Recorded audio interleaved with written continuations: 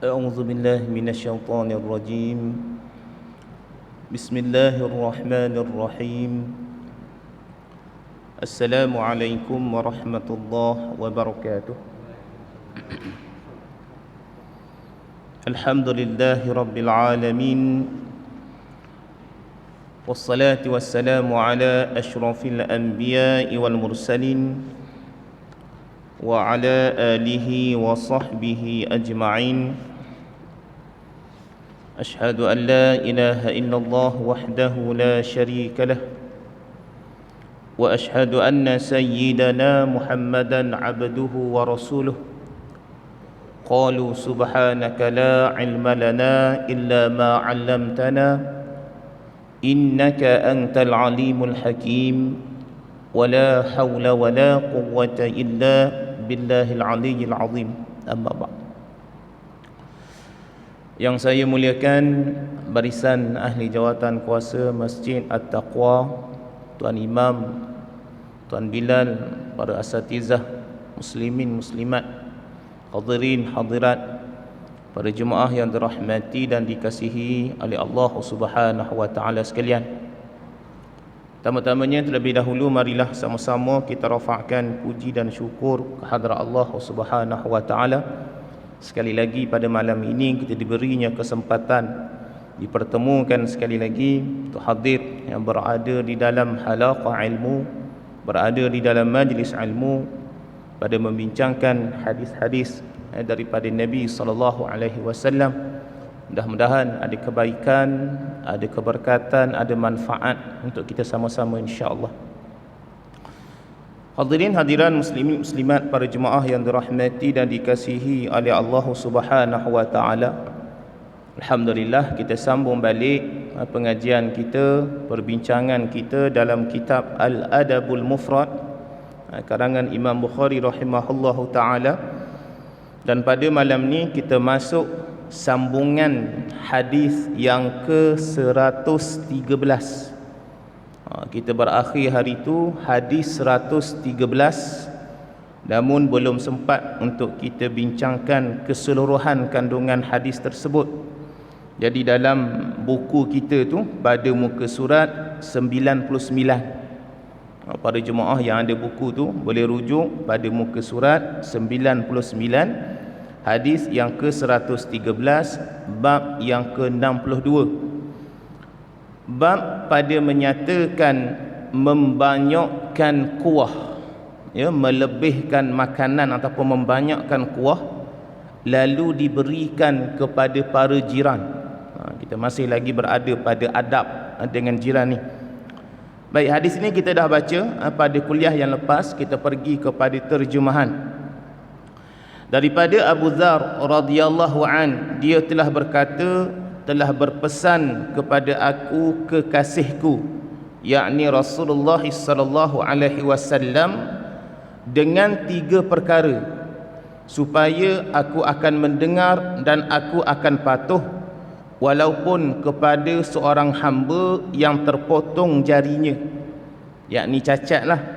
Maknanya dikata sini, kalaulah nasihat itu datang daripada seorang hamba yang mana nasihat itu untuk kebaikan, walaupun hamba itu orang yang cacat, terpotong jarinya, aku tetap akan patuh, ya. Apa dia nasihat tu? Yang pertamanya, apabila engkau memasak sup, maka banyakkan kuahnya. Kemudian engkau perhatikanlah akan ahli keluarga jiranmu, kemudian berikanlah kepada mereka daripadanya dengan baik, ya. Anjuran untuk buat baik dengan perlakuan kepada jiran, ya, buat baik dengan fizikal, dengan perlakuan. Perlakuan yang macam mana? Yang dimaksudkan dalam hadis ni melebihkan makanan. Kalau masak barang yang berkuah tu, kuah dilebihkan untuk diberikan kepada jiran yang mana kita tahu jiran tu tak mampu, kan? Jiran dekat rumah kita tu mungkin orang miskin, orang tidak berkemampuan. Jadi anjuran untuk kita masak lebih, bagi dekat dia. Dan kalau kita tengok, anjuran ini juga merupakan anjuran buat baik walaupun pada perkara yang kecil, kan? Nampak benda kecil je, Tapi bila mana Nabi SAW menceritakan dalam hadis ni, nak memberikan galakan kepada kita, jangan pandang remeh walaupun dalam perbuatan baik yang sikit. Kan kita bincang hari tu bagaimana orang yang nak derma, nak infak di jalan Allah Subhanahu wa taala, walaupun dia tak banyak kewangan, tak banyak duit, dia bagi sikit. Jangan pandang remeh dengan sikit jumlah tu, tapi yang paling penting dari sudut kualiti keikhlasan kita ya kepada Allah Subhanahu wa taala. Kita pernah bincang juga dulu bagaimana Aisyah cerita kepada Nabi sallallahu alaihi wasallam. Aisyah bagi buah tamar kan kepada seorang perempuan yang bawa anak dalam keadaan kelaparan. Sebiji buah tamar je bagi. Lalu Nabi kata, itu amalan yang terpuji. Ajruki ala qadari nasabi. Pahala tu tidak dinilai daripada banyaknya, tapi dinilai dengan kadar kesusahan dalam kita nak buat kebaikan tu. Kan? Mungkinlah tak ada benda lain dah, itu je yang kita mampu, maka itu juga dikira nilai yang terbaik di sisi Allah Subhanahu wa taala. Dan engkau dirikanlah solat pada waktunya. Sambungan daripada hadis tu, dan engkau dirikanlah solat pada waktunya. Jika engkau mendapati imam telah melaksanakan solat, maka engkau telah menjaga solatmu. Jika belum, maka solat yang engkau kerjakan bersama imam itu terhitung sebagai nafilah, solat sunat. Ya, anjuran satu lagi dalam hadis ni menceritakan dua benda. Tentang yang pertama tadi, untuk galakan kebaikan untuk kita bagi makanan kepada jiran kita. Dan yang kedua pula tentang solat pada waktunya. Alhamdulillah ya, tuan-tuan dan puan-puan yang sentiasa melazimi datang berjemaah solat fardu di masjid ini, insya-Allah berada dalam kelompok yang dinyatakan oleh Nabi sallallahu alaihi wasallam. Kan, anjuran daripada Nabi tadi menyatakan tentang solat pada waktunya. Namun ada satu kisah di sini, ada satu kes. Kan, bagaimana berlaku satu kisah pada zaman Nabi sallallahu alaihi wasallam waktu Nabi nak solat subuh di Mina. Di satu masjid di Mina ni, bila mana Nabi selesai solat subuh tu, dan Nabi tengok ada dua orang sahabat dekat belakang tak solat berjemaah dengan Nabi. Kan, tak ikut solat berjemaah. Nabi paling tengok, oh dua orang ni mari tadi memang dia tak solat berjemaah, dia duduk je kat belakang. Lalu Nabi panggil dua orang ni, kan? Kenapa kamu tak solat berjemaah dengan kami semua ni? Lalu apa jawab sahabat dua orang tu, tuan-tuan? Dia kata apa? Dia kata kami telah solat di tempat kami. Ataupun dengan kata yang lain, sebelum mari ke masjid ni dah solat dah dekat rumah. Dah solat awal dah, berjemaah dah dekat rumah, berjemaah ke fardiyah ke, solat dah dekat rumah. Lalu mari masjid tengok-tengok orang sedang solat berjemaah. Kami dah solat dah tadi, jadi kami tak ikut. Lalu apa jawab Nabi, tuan-tuan? Nabi SAW menyatakan, bila mana datang ke masjid dan tengok solat berjemaah di masjid itu ada, maka kena raikan solat berjemaah itu, kena ikut serta, dan solat yang kamu buat bersama berjemaah di masjid tadi dinilai sebagai nafilah, adalah solat sunat. Jadi anjuran kepada kita, datang ke masjid hendaklah turut ikut serta berjemaah walaupun kita telah solat di rumah tadi. Itu yang dimaksudkan di akhir tadi itu. Jika belum, maka solat yang engkau kerjakan bersama imam itu terhitung sebagai solat sunnah, solat nafilah. Baik, muslimin muslimat, para jemaah yang dirahmati dan dikasihi oleh Allah Subhanahu wa taala, antara fiqhul hadis ataupun pengajaran daripada hadis 113 ini, yang pertamanya nak dinyatakan di sini juga, galakan ataupun disunatkan kepada kita ni untuk hidup dalam keadaan kita nasihat menasihati. Kan? Nak terbaiknya hidup kita ni kena terima nasihat, dan juga kita ni kena sentiasa menasihati orang. Sama ada anak kita ke, isteri kita ke, sahabat kita ke. Ya, bagaimana diceritakan dalam hadis tadi, Nabi panggil dua orang sahabat, nasihat dia balik. Jadi kehidupan yang sempurna banyaknya aktiviti nasihat menasihati, dan orang-orang yang dicintai dan para sahabat yang nasihat menasihati tadi akan mendapat manfaat di dunia dan di akhirat. Ya, kadang-kadang ada juga orang hari ni bila nak bagi nasihat, tunjuk pandai lah tu kan.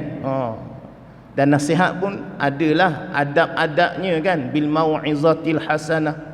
Kena cakap elok, tu penting. Dan bila mana kehidupan kita banyak dalam keadaan nasihat menasihati ini, maka itulah di antara kehidupan yang sempurna. Yang kedua, tidak boleh merendahkan satu pun kebaikan, kerana semua kebaikan yang kita buat walaupun kecil tetap akan dinilai oleh Allah Subhanahu wa taala. Termasuk dalam bab bagi kuah tadi, nampak kecil je kan. Kalau boleh bagi lauk lebih lagi lah. Tapi hatta bagi kuah pun Nabi cerita dah, sekecil mana pun tetap dinilai sebagai kebaikan. Yang ketiga, anjuran juga dalam hadis ini untuk memelihara solat pada waktunya kan. Nabi suruh solat di awal waktu tadi. Yang keempat, disyariatkan mengerja solat bersama imam sebagai solat sunat bagi orang yang telah mengerjakan solat wajib di rumahnya atau di tempat lain meskipun dengan berjemaah, jika dia menjumpai solat berjemaah di masjid kan. Datang-datang macam kita bincang tadilah, rupanya masjid baru berjemaah, maka kena ikut kan, disunatkan kepada kita. Dan yang kelima, petunjuk Nabi SAW terhadap umatnya menuju akhlak ataupun adab yang mulia kan. Dalam bab makanan pun Nabi ajar kepada kita makanan satu, lepas tu hubungan pula dengan jiran. Peri pentingnya Nabi nak didik ni umat dia ni supaya sentiasa menunjukkan akhlak dan adab yang mulia. Dan yang keenam, peri penting juga dalam hadis yang ke-113 ini memberitahu kepada kita disunahkan saling memberi hadiah di antara tetangga. Macam kita juga antara persahabatan, kalau orang bagi hadiah, kita akan rasa kasih sayang tu lebih lagi. Ya, anjuran dalam kehidupan untuk sentiasa beri hadiah untuk menambahkan cinta dan juga kasih sayang. Baik, ya, selesai hadis yang ke-113. 114 pun kita dah baca pada kuliah yang lepas, yang mana maknanya itu telah disyarahkan sama juga dengan hadis 113 tadi pada bab menceritakan memperbanyakkan kuah. Undanglah jiran dan agihlah kepada jiran makanan yang kita ada. Jadi kalau kita bagi kat jiran tu, ingat kita bagi bukan saja-saja, tapi itu juga merupakan sunnah daripada baginda Nabi SAW. Kita pindah kepada bab 63, bab khairil jiran. Sekarang ni kalau tuan-tuan tengok 63 tu, Imam Bukhari rahimahullah ta'ala dia bawa hadis menceritakan tentang jiran yang baik. 64 nanti Imam Bukhari pula bawa tentang hadis tentang jiran yang teruk kan. Jiran yang baik, jiran yang soleh. 65 nanti jiran yang teruk, jiran yang su. Jadi 63 jiran yang baik, 64 jiran yang soleh, 65 nanti jiran yang buruk. Jadi kategori-kategori jiran tu ada banyak kan. Jadi dari Imam Bukhari rahimahullah ta'ala ni bawa satu persatu sebagai panduan kepada kita. Baik, bab pada menyatakan sebaik-baik jiran, seutama-utama jiran. Hadis yang ke-115. Haddatsana Abdullah ibn Yazid qal haddatsana Haywah qal akhbarana Shurahbil ibn Sharik annahu sami'a Aba Abdurrahman al-Hubuli yuhaddits an Abdullah ibn Amr ibn al-As an Rasulillah sallallahu alaihi wasallam annahu qala khairul ashabi 'inda Allah ta'ala khairuhum li sahibihi wa khairul jiran 'inda Allah khairuhum li jarih. Hadis sahih daripada Abdullah ibnu Amr ibnu al-As radhiyallahu anhuma, daripada Rasulullah sallallahu alaihi wasallam bahawasanya baginda sallallahu alaihi wasallam telah bersabda, teman terbaik sahabat yang terbaik di sisi Allah Ta'ala adalah mereka yang terbaik dalam berinteraksi dengan temannya, kan? Berinteraksi dengan sahabatnya. Dan jiran yang terbaik di sisi Allah adalah mereka yang terbaik dalam berinteraksi dengan jirannya, kan? Jadi dibawa di sini, Nabi bawa di sini tentang dua jenis, kan? Satunya tentang sahabat, satunya tentang jiran. Dalam bab apa? Dalam bidang apa? Dalam bidang pergaulan ataupun interaksi, kan? Disyarahkan lagi juga pergaulan yang macam mana, dari sudut nasihat, bantu buat kebaikan, tolong menolong. Jadi bila mana ada kebaikan-kebaikan itu dibuat, kita buat pada teman kita, maka ini juga menunjukkan kita terbaik di sisi Allah. Begitu juga dengan jiran tadi, kita buat baik, tolong dia, nasihat dia, bercakap perkara baik dengan dia, bantu dia dan sebagainya, juga merupakan diiktiraf sebagai diri kita ni baik dengan di sisi Allah Subhanahu wa taala. Dan hadis ini tuan-tuan nak beritahu kepada kita peri pentingnya dua benda. Kita dah bincang dah sebelum ni. Hubungan yang perlu kita jaga. Hablum minallah, hablum minan nas. Dan kedua-dua ni ada kaitan. Macam kita kata buat apa benda ni? Dua dalam satu, kan? Buat satu benda tapi sebenarnya merangkumi dua perkara. Yang Nabi cerita dekat sini menegaskan tentang perhubungan sesama manusia. Bila mana kita jaga perhubungan sesama manusia, sebenarnya kita sedang menjaga perhubungan dengan Allah. Ya? Kan? Nabi kata tadi, bila mana kamu buat baik dengan teman kamu, maka kamu juga baik di sisi Allah. Kamu buat baik dengan jiran kamu, kamu juga sebenarnya adalah orang yang hamba Allah yang terbaik di sisi Allah Subhanahu wa taala. Dan kalau kita tengok hubungan dengan Allah ni dari sudut tanggungjawab kita dengan Allah lah, solat, kan? Baca Quran, berzikir, berdoa dan sebagainya. Dan hubungan dengan manusia ni dari sudut sedekah, bantu, ya, tolong menolong, beri keperluan dan sebagainya. Jadi bila mana kita buat satu benda dengan manusia tadi, hakikatnya kita sebenarnya diiktiraf sedang berada manusia yang baik dengan Allah Subhanahu wa taala. Dan ini juga yang keduanya nak menceritakan tentang ihsan. Ya, kita belajar tentang ihsan, kan? Bila mana sesuatu kebaikan yang kita buat itu walaupun kecil tidak sia-sia, tetap mendapat kebaikan, tetap mendapat anugerah, ya, di sisi Allah Subhanahu wa taala. Segala apa yang kita buat mendapat ganjaran daripada Allah Subhanahu wa taala. Dan yang ketiga, hadis ini juga menunjukkan dalil bahawa manusia ni tak boleh hidup seorang-seorang, tuan-tuan. Kan? Kita ni tak boleh hidup seorang-seorang. Hari ni kita duduk kat mana sekalipun, kita guna apa sekalipun, perkara yang kita guna tu kita perlu bantuan daripada orang lain. Meja ni pun kita guna meja, hakikatnya meja ni ada orang yang buat pula kayu ni daripada mana, orang pula tebang pokok. Sentiasa perlukan hubungan sesama manusia. Sebab itulah ada satu tafsiran daripada Dr. Syekh Yusuf Al-Qardawi tentang ayat dalam surah Al-Fatihah, kan? Iyyaka na'budu wa iyyaka nasta'in. Hanya kepada engkau kami sembah dan hanya kepada engkau kami memohon pertolongan. Ayat itu, tuan-tuan, walaupun kita dalam solat berjemaah ke ataupun solat seorang-seorang ke, tetap kita akan menggunakan kalimah kami, kan? Ada ulama bahas panjang. Kenapakah dalam surah Al-Fatihah iyyaka na'budu wa iyyaka nasta'in, kalau kita sembahyang seorang-seorang kita tetap juga mengguna maksud kami, sedangkan aku seorang je ni. Kalau berjemaah lainlah, imam berjemaah, kita semua berjemaah ramai-ramai. Antaranya kata Syekh Yusuf Al-Qardawi yang nak dimasukkan iyyaka na'budu tu kami sembah, digunakan kami nak menunjukkan kehidupan manusia walaupun dia sedang seorang, tapi hakikatnya dia memerlukan keadaan di sekeliling dia.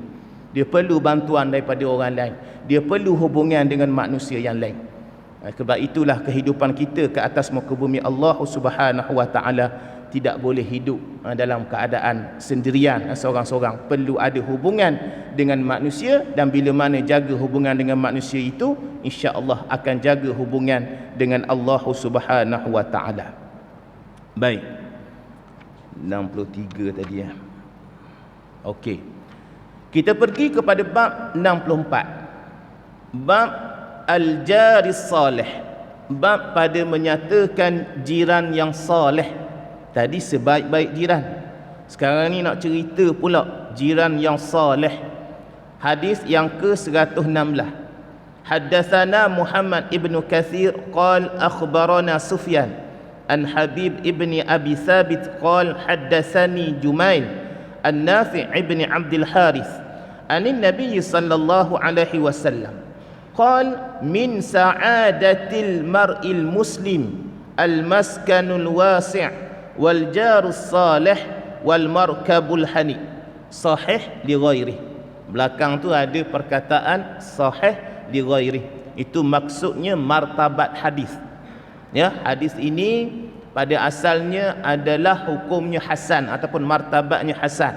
Dan bila mana ada hadis yang lain yang sahih yang lebih kurang sama dengan hadis ini, maka mengangkat martabat ini menjadi sahih. Jadi sebab itulah diletakkan namanya martabatnya sahih li ghairi. Baik.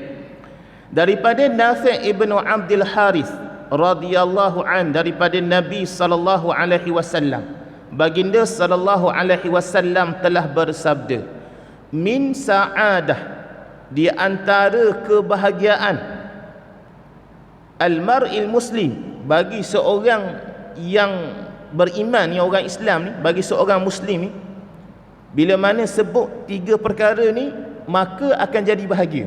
Ni Nabi bagi tahu ni kan. Jadi di antara kebahagiaan bagi seorang muslim, yang pertamanya al-maskanul wasi', apabila mempunyai tempat tinggal yang luas. Kalau kita ada rumah kita luas, luas di sini bukan luas dalam konteks yang nak menunjuk-nunjuk, membazir dan sebagainya, tidak. Tapi luas di sini bermaksud kehidupan rumah kita tu selesa, cukup, teratur, sempurna kan. Balik rumah rasa aman, tenang. Ya, bila mana rumah yang luas, rumah yang selesa, rumah yang sempurna, maka itu juga termasuk dalam as-sa'adah, kebahagiaan bagi seorang manusia. Ya, itu satu.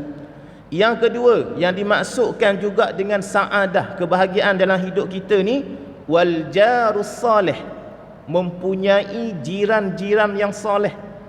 Sebab itu tuan-tuan, kalau ulama-ulama dulu kan, ada ustaz-ustaz dia cerita, dia kata bagi nasihatlah kepada kita dulu waktu kita baru-baru boleh kerja. Dia kata apa? Kalau nak beli rumah, tengok situasi sekeliling, jangan tengok pada harga rumah. Sebab Nabi kata apa? Keadaan sekeliling rumah kita tu, kalau dapat jiran yang baik, jiran yang soleh, maka itu termasuk dalam kebahagiaan. Apatah lagi kalau rumah kita tu dekat pula dengan masjid, rumah Allah Subhanahu wa taala. Kan? Tiap-tiap waktu boleh dengar azan berkumandang. Kalau keadaan sedemikian, insya-Allah mudah-mudahan kita telah dapat yang mana dinyatakan oleh Nabi sallallahu alaihi wasallam tadi sebagai sa'adah, kebahagiaan dalam kehidupan kita. Ya, jiran-jiran yang baik, jiran-jiran yang suka bantu, itu merupakan kebahagiaan. Dan yang ketiga termasuk juga dalam sa'adah, kebahagiaan tadi, wal markabul hani, kenderaan yang selesa. Kan? Kita nak pergi ke mana, nak bermusafir, nak berjalan, kenderaan yang baik, yang selesa, tidak beri masalah kepada kita, itu juga termasuk di dalam kebahagiaan yang dinyatakan oleh Nabi sallallahu alaihi wasallam. Jadi tiga benda ni, bila mana ada tiga benda ni, insya-Allah mendapat sa'adah, mendapat kebahagiaan daripada Allah Subhanahu wa taala. Jiran yang soleh, dan begitu juga dengan tempat tinggal yang selesa, yang luas. Dan begitu juga yang ketiga itu yang dimaksudkan dengan kenderaan, kan, yang kita boleh bawa ke mana sahaja, dan bawa juga itu dalam keadaan tidak memberi masalah kepada kita. Dan ini juga merupakan nikmat. Dalam syarah dia kata apa? Bila mana kamu dapat ketiga-tiga ini, maka hendaklah kamu kena sentiasa melazimi dengan mensyukuri nikmat Allah Subhanahu wa taala. Kalau tengok balik diri kita, ada 3 perkara ni, perbanyak-banyaklah memuji Allah, bersyukur kepada Allah Subhanahu wa taala kerana kita telah terpilih untuk mendapat saadah kebahagiaan ini. Baik. Bab yang ke-65. Bab al-jarisu. Sifat jiran yang seterusnya. Jiran yang macam mana pula? Bab pada menyatakan jiran yang buruk. Kan? Ni kita tak nak ni. Kalau boleh nak lari, nak lari, nak dijauhkan, berdoa kepada Allah Subhanahu wa taala.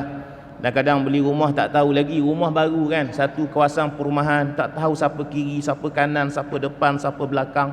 Berdoalah kepada Allah. Nabi ajar, termasuk dalam hadis 117 ni, Nabi ajar doa kita, Haddatsana Sadaqah qal akhbarana Sulaiman huwa ibn Hayyan an ibni Ajlan an Sa'id an Abi Hurairah radhiyallahu an qal kana min du'a'in Nabiy sallallahu alaihi wasallam Allahumma inni a'udzu bika min jari su' fi daril muqam fa inna jarad dunya yatahawwal.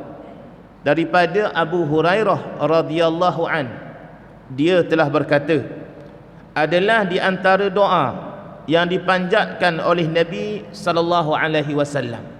Bila menyatakan sedemikian, ingat doa yang terbaik juga, kan, yang boleh kita amalkan. Tak salah kita nak baca doa-doa yang lain tu, tapi antara doa yang terbaik adalah doa yang telah dinyatakan di dalam Al-Quranul Karim, dan juga doa yang dinyatakan dalam hadis Nabi sallallahu alaihi wasallam. Ini doa-doa yang terbaik yang digalakkan kepada kita, dianjurkan kepada kita untuk kita hafal, untuk kita ingat. Ni ada satu doa Nabi doa untuk supaya kita ni mendapat jiran-jiran yang baik. Allahumma inni a'udzubika min jaris su' fi daril maqam. Ya Allah, aku berlindung denganmu daripada jiran yang buruk di akhirat. Fa inna jarad dunya yatahawwal, kerana sesungguhnya jiran di dunia akan sentiasa berubah-ubah. Baik, dalam makna hadis ni tuan-tuan, ada 2 pandangan lah. Ada 2 pandangan. Yang pertama yang menceritakan tentang bagaimana nak diceritakan dalam hadis ini bukan tentang makna literal hadis tadi tu, tetapi sebenarnya Nabi sallallahu alaihi wasallam nak bagi tahu tentang bila mana kita hidup ke atas dunia ni, bila mana kita dapat satu tempat yang kekal, kan?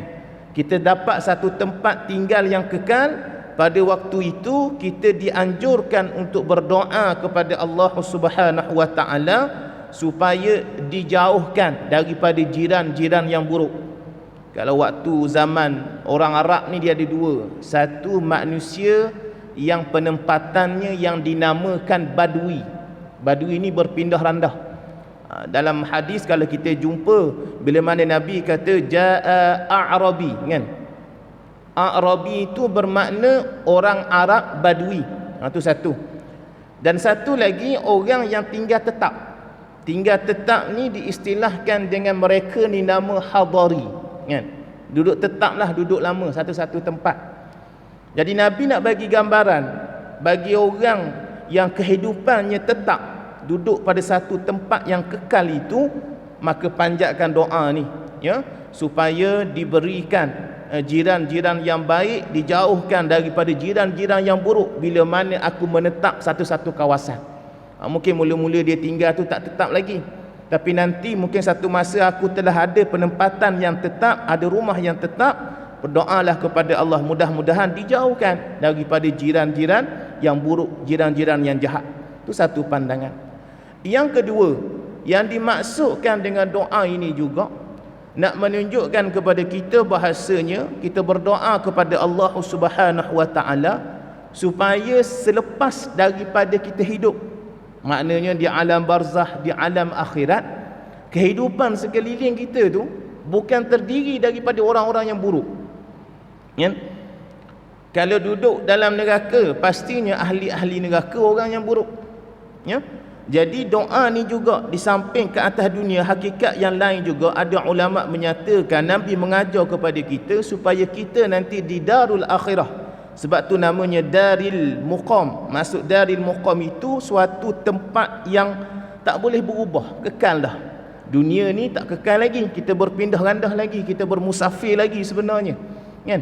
Ke akhirat tu kekal.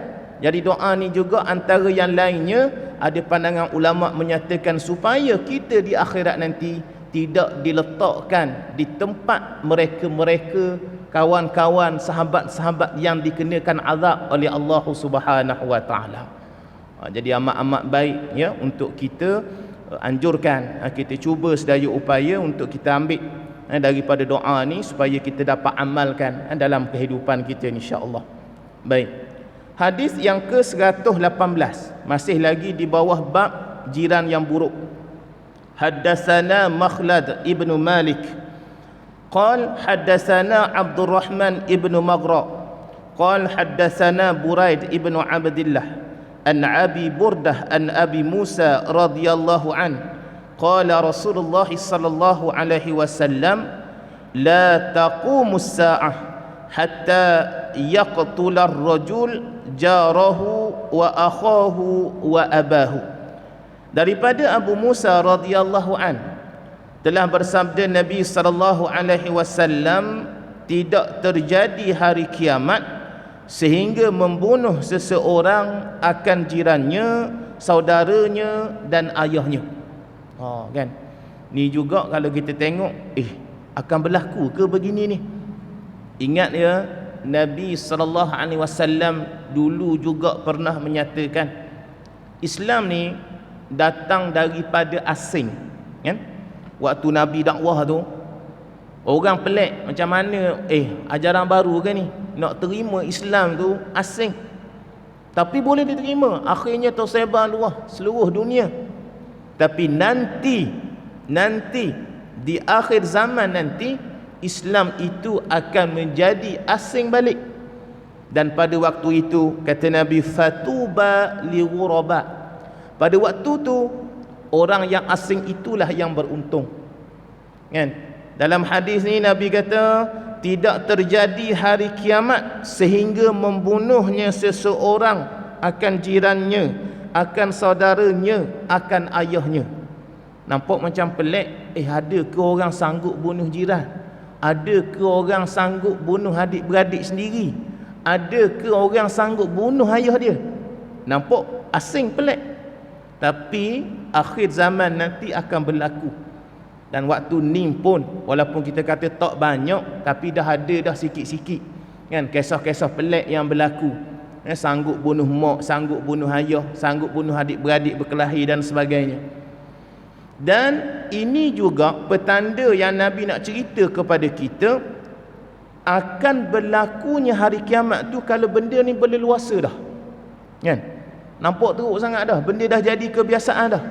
Maka pada waktu tu sebenarnya semakin dekat dengan tanda-tanda syarat-syarat hari kiamat Allah Subhanahu wa taala.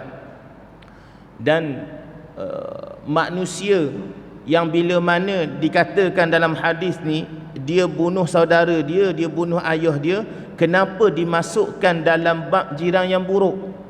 Sedangkan kalau kita faham jiran yang buruk ni mereka yang melakukan kejahatan kepada kita.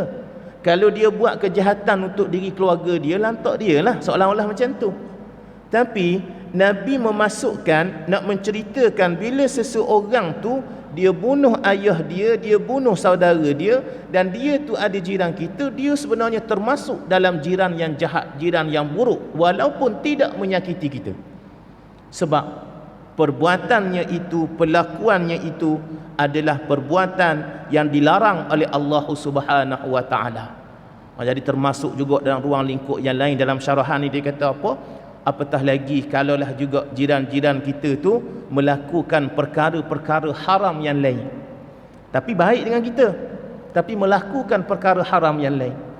Apa-apa sajalah, kan, terlibat dengan minum arak ke, melakukan benda-benda yang diharamkan oleh Allah Subhanahu wa taala, walaupun tidak mendatangkan kesan kepada kita, dia tetap dikategorikan sebagai al-jarisu, jiran yang buruk, jiran yang merupakan suatu benda yang tidak baik untuk diri kita, kan? Suatu benda yang tidak beruntung kepada diri kita apabila kita menjadi jiran mereka. Baik, saya risau nak masuk satu lagi, rasa macam tak sempat dah ni, 8-7 minit, isyak kita 8.10. Jadi saya rasa kita berhenti dulu pada hadis yang ke-118 ni. Hadis yang ke-119 tu dia agak panjang sedikit, penekanan tentang hak tetangga. Jadi kesimpulan perbahasan kita, perbincangan kita pada malam ni, ada berapa ni? Ada 6 hadis. 6 hadis yang dapat sama-sama kita kupas pada malam ini. Yang pertama tadi, kalau boleh kita tengok balik, kita rujuk balik bahawasanya tentang keutamaan, keutamaan buat baik pada jiran walaupun dengan bagi kuah makan, kan? Kuah makanan tu pun, benda kecil tu pun adalah suatu benda yang terbaik. Jadi jangan fikir besar mana pun, walaupun kecil, tapi dengan usaha kita tetap mendapat pahala di sisi Allah Subhanahu wa taala. Yang kedua tadi, pada menceritakan bila mana kita berinteraksi baik dengan manusia, secara tidak langsung juga kita sebenarnya sedang menjaga hubungan kita dengan Allah Subhanahu wa taala.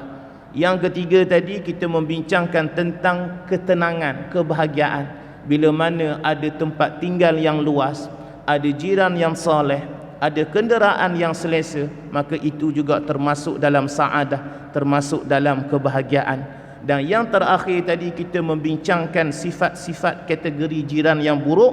Antaranya apabila mereka itu, kita berdoa, satu benda yang diajarkan oleh Nabi tentang doa kepada Allah Subhanahu wa taala, dijauhkan daripada jiran yang buruk. Dan yang satu lagi antara tanda-tanda kiamat, apabila berlakunya kejahatan pada jiran kita tadi itu, berlakunya pembunuhan, seorang jiran bunuh ayah dia, bunuh saudara dia, maka itu juga termasuk dalam kategori jiran yang buruk. Mudah-mudahan ada kefahaman, ada kebaikan untuk kita bersama, untuk kita laksanakan sebagai panduan dan juga pengajaran dalam kehidupan kita, insya-Allah. Segala kekurangan, kelemahan, saya mohon maaf. Saya ucap terima kasih banyak-banyak kepada para hadirin sekalian. Mudah-mudahan ada kebaikan dalam kehidupan kita. Yang terbaik itu datang daripada Allah Subhanahu wa taala. Aqulu qawli hadza wa astaghfirullahal azim li wa lakum. Wassalamualaikum warahmatullahi wabarakatuh. أعوذ بالله من الشيطان الرجيم. بسم الله الرحمن الرحيم.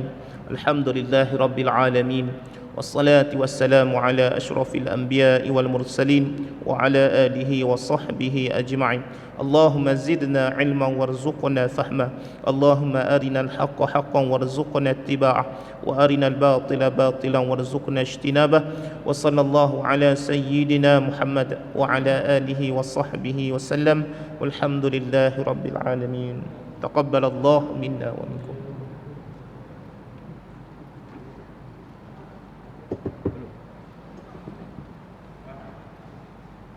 Stop.